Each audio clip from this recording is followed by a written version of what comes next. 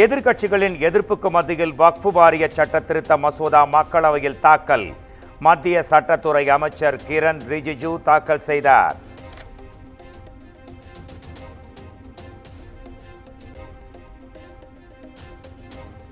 வக்ஃப் வாரிய திருத்த மசோதாவுக்கு காங்கிரஸ், திமுக உள்ளிட்ட எதிர்க்கட்சிகள் கடும் எதிர்ப்பு.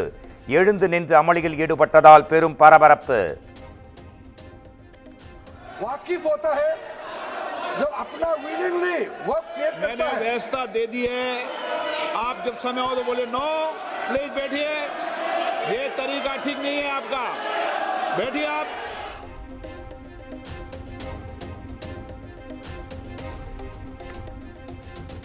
வக்ஃப் வாரிய சட்ட திருத்த மசோதாவை எதிர்ப்பவர்களை வரலாறு மன்னிக்காது. மக்களவையில் மத்திய சட்டத்துறை அமைச்சர் கிரண் ரிஜிஜு ஆவேசம்.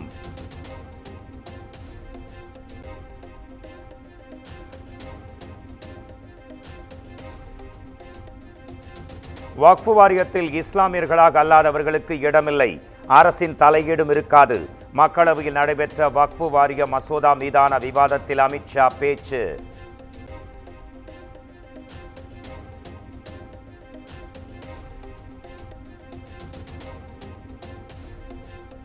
வக்ஃப் வாரிய மசோதா பெயரில் இஸ்லாமியர்களை அச்சுறுத்தி வாக்கு வங்கி அரசியல் நடப்பதாக அமித்ஷா குற்றச்சாட்டு. வக்ஃப் சொத்து நிர்வாகத்தில் குளறுபடி செய்வோரை கண்காணிக்கும் பணியை அதிகாரிகள் மேற்கொள்வார்கள் என்றும் உறுதி.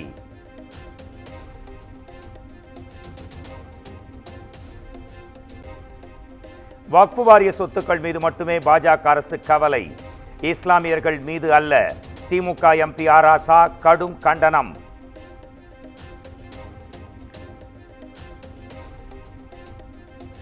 கச்சத்தீவை மீட்பது தொடர்பாக சட்டப்பேரவையில் முதலமைச்சர் மு.க. ஸ்டாலின் கொண்டு வந்த தனி தீர்மானம் அனைத்து கட்சிகளின் ஆதரவுடன் குரல் வாக்கெடுப்பு மூலம் ஒருமனதாக நிறைவேற்றம்.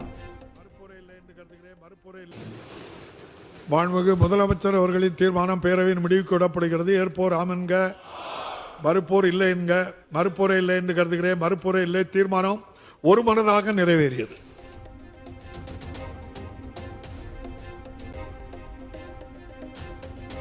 கச்சத்தீவு விவகாரத்தில் மத்திய பாஜக அரசு ஆக்கப்பூர்வ நடவடிக்கை எடுக்காதது வேதனை அளிக்கிறது.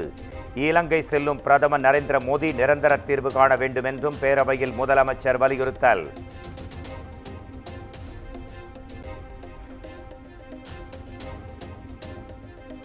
கச்சத்தீவு ஒப்பந்தத்தை கடுமையாக எதிர்த்தவர் முன்னாள் முதலமைச்சர் கருணாநிதி என முதலமைச்சர் மு.க. ஸ்டாலின் உரை.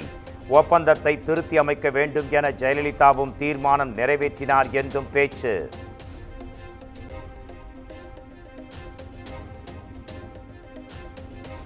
வக்ஃப் வாரிய சட்ட திருத்த முன்வடிவை திரும்ப பெற வலியுறுத்தி பிரதமருக்கு முதலமைச்சர் கடிதம்.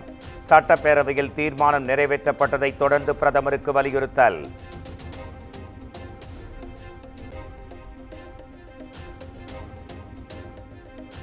கச்சத்தீவு விவகாரம் தொடர்பாக சட்டப்பேரவையில் திமுக, அதிமுக இடையே காரசார விவாதம். ஆளுங்கட்சியாக இருந்தபோது மீட்க எடுக்கப்பட்ட நடவடிக்கைகள் என்னவென்று முதலமைச்சரும் எதிர்க்கட்சி தலைவரும் மாறி மாறி கேள்வி.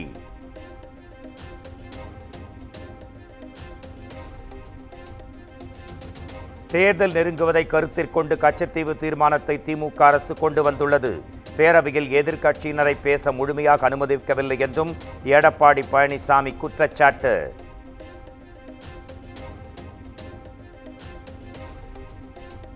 சட்டப்பேரவை வளாகத்திற்கு வெளியே பதாகைகளுடன் நின்ற அதிமுக சட்டமன்ற உறுப்பினர்கள் கச்சத்தீவு தீர்மானம் மீனவர்களை ஏமாற்றும் ஒரு நாடகம் என முழக்கம்.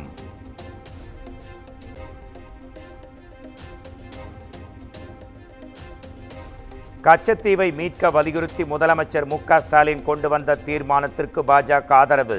கச்சத்தீவு மீட்பு பிரதமர் நரேந்திர மோடியால் சாத்தியமாகும் என நம்பிக்கை இருப்பதாகவும் வானதி சீனிவாசன் பேரவையில் பேச்சு.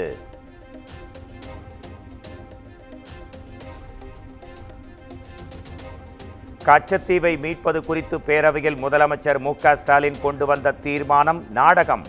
மத்தியில் ஆட்சியில் இருந்த காங்கிரசுடன் திமுக சேர்ந்து கச்சத்தீவு மீதான உரிமையை விட்டுக் கொடுத்ததாகவும் அண்ணாமலை குற்றச்சாட்டு.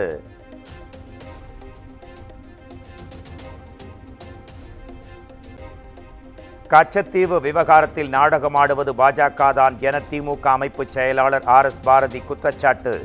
இலங்கை செல்லும் பிரதமர் தமிழக மீனவர்களின் பிரச்சினைக்கு தீர்வு காண்பாரா என்றும் கேள்வி.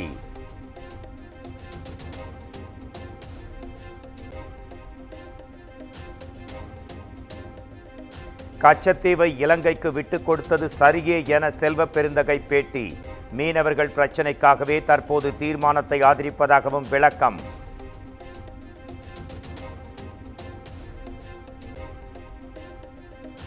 நாடாளுமன்றத்தில் கச்சத்தீவை மீட்பது தொடர்பாக விவாதிக்க அனுமதி மறுப்பு.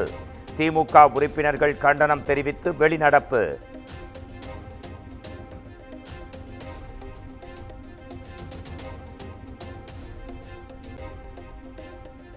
சட்டப்பேரவையில் ஜெயலலிதா குறித்த செல்வ பெருந்தகையின் பேச்சால் ஆவேசமடைந்த செங்கோட்டையன். அதிமுகவினர் அமளியை தொடர்ந்து விவாதம், அவை குறிப்பிலிருந்து நீக்கம்.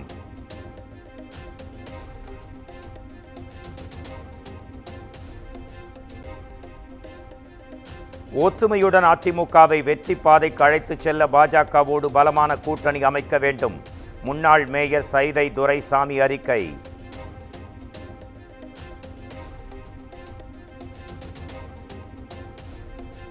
தமிழகம் முழுவதும் உள்ள மின்வாரிய செயற்பொறியாளர்கள் அலுவலகங்களில் ஏப்ரல் மாதம் 5ஆம் தேதி சிறப்பு முகாம்.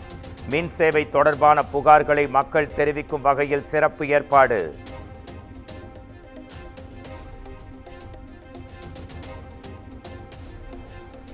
பிரதமர் நரேந்திர மோடியின் வருகையை முன்னிட்டு ராமேஸ்வரத்தில் சிறப்பு பாதுகாப்பு குழு ஆய்வு. ராமநாத சுவாமி கோயில், பாம்பன் பாலம் மற்றும் நிகழ்ச்சி நடைபெறும் இடங்களில் பலத்த பாதுகாப்பு ஏற்பாடுகள்.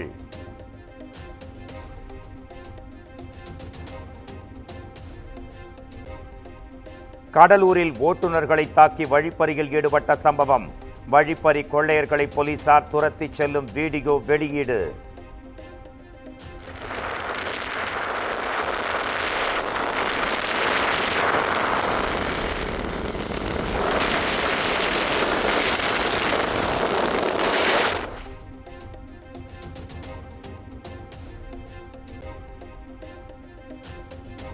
கடலூரில் லாரி ஓட்டுநர்களை தாக்கி வழிப்பறி செய்த கொள்ளையன் மீது என்கவுண்டர்.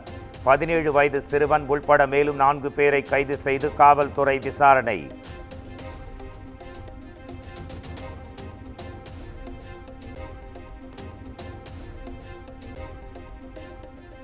சென்னை திருவல்லிக்கேணியில் பிரபல ஹோட்டலில் உணவருந்திய மேலும் 3 பேருக்கு உடல் நலம் பாதிப்பு. உணவகத்திற்கு சீல் வைக்கப்பட்ட நிலையில் கடுமையான நடவடிக்கை எடுக்க வலுக்கும் கோரிக்கை.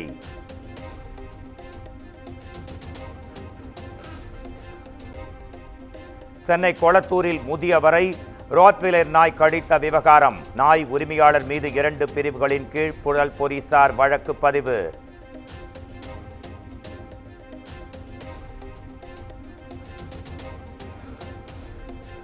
உதகையில் முழு அடைப்பு போராட்டம் காரணமாக சுற்றுலா பயணிகள் பெரும் அவதி. அம்மா உணவகங்களில் அலைமோதிய மக்கள் கூட்டம்.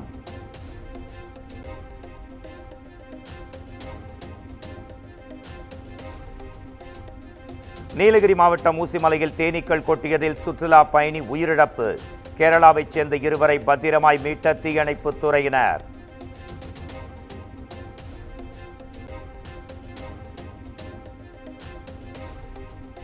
விழுப்புரம் அருகே பட்டா மாறுதலுக்காக லஞ்சம் கேட்ட கிராம நிர்வாக அலுவலர் அதிரடி கைது. 5000 ரூபாயை லஞ்சமாக பெற்றபோது கையும் களவுமாக கைது செய்த லஞ்ச ஒழிப்புத்துறை.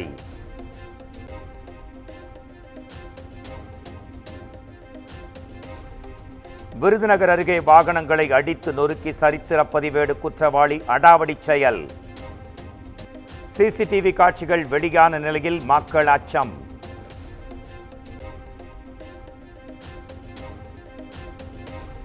நெல்லை, வள்ளியூர் மற்றும் அதன் சுற்றுவட்டார பகுதிகளில் பரவலாக மழை. விருதுநகரில் கொட்டும் மழையில் நடனமாடி மகிழ்ந்த சிறுவர்கள்.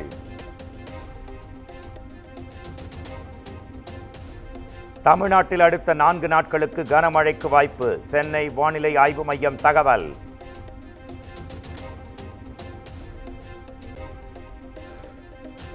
கர்நாடகாவில் பைக் டாக்ஸி சேவையை தடை செய்ய உயர்நீதிமன்றம் உத்தரவு. 2 சக்கர வாகனங்களை வணிக போக்குவரத்து வாகனங்களாக இயக்க அனுமதிக்க முடியாது என்றும் திட்டவட்டம்.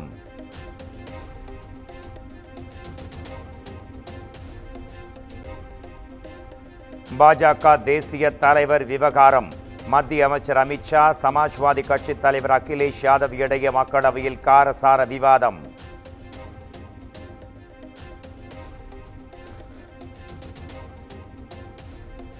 மணிப்பூர் அகதிகள் பிரச்சினையை பரிசீலிக்க வேண்டும். முன்னாள் முதலமைச்சர் பிரேம் சிங் வலியுறுத்தல்.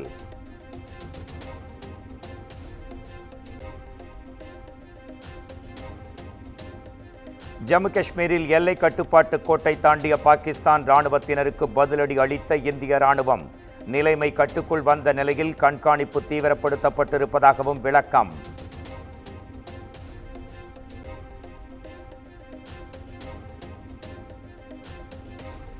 மும்பை கடற்பகுதியில் கடத்தி வரப்பட்ட 2500 கிலோ போதைப் பொருள் பறிமுதல். போதைப் பொருள் கடத்தல் கும்பல் குறித்து தீவிர விசாரணை.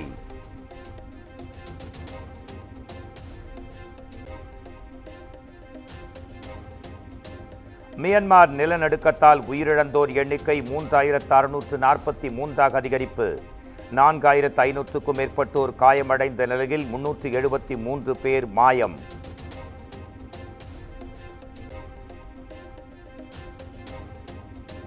மியான்மரை தொடர்ந்து ஜப்பானின் கியூஷுவிலும் சக்தி வாய்ந்த நிலநடுக்கம். ரிக்டர் அளவுகோலில் 6.0 என்ற அளவில் பதிவானதால் பொதுமக்கள் பேரச்சம்.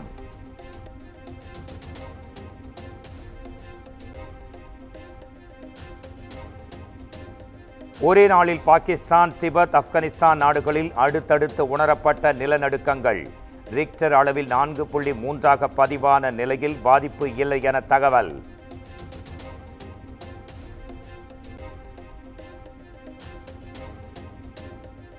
அமெரிக்காவில் 2000 சிறைத்துறை அதிகாரிகள் பணி நீக்கம் செய்யப்பட்டதன் எதிரொலி. நியூயார்க் மாநில சிறைகளில் இருந்த கைதிகள் முன்கூட்டியே விடுதலை.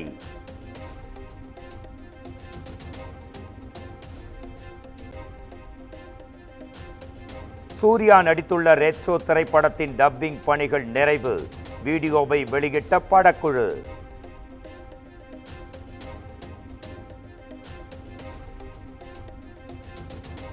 டிமாண்டி காலனி பாகம் 3 பணிகள் தொடங்கின. புகைப்படத்தை வெளியிட்டு அப்டேட் அளித்த இயக்குனர் அஜய். குமுதம் மற்றும் தமிழ்நாடு மின்சார வாரியம் இணைந்து வழங்கும் சிக்கனமும் பாதுகாப்பும் யூஸ்ஃபுல் டிப்ஸ். மின் நுகர்வோர் சேவை மையம். மின் கட்டணம் தொடர்பான சந்தேகங்கள், இலவச மின் இணைப்பு குறித்த தகவல்கள், பழுதடைந்த மின் கம்பங்கள் அல்லது பில்லர் பாக்ஸ் குறித்த தகவல் தர, மின் இணைப்பு பெயர் மாற்றம் குறித்த சந்தேகம், இவை அனைத்திற்கும் 9497 94987 என்ற எண்ணை தொடர்பு கொள்ளவும்.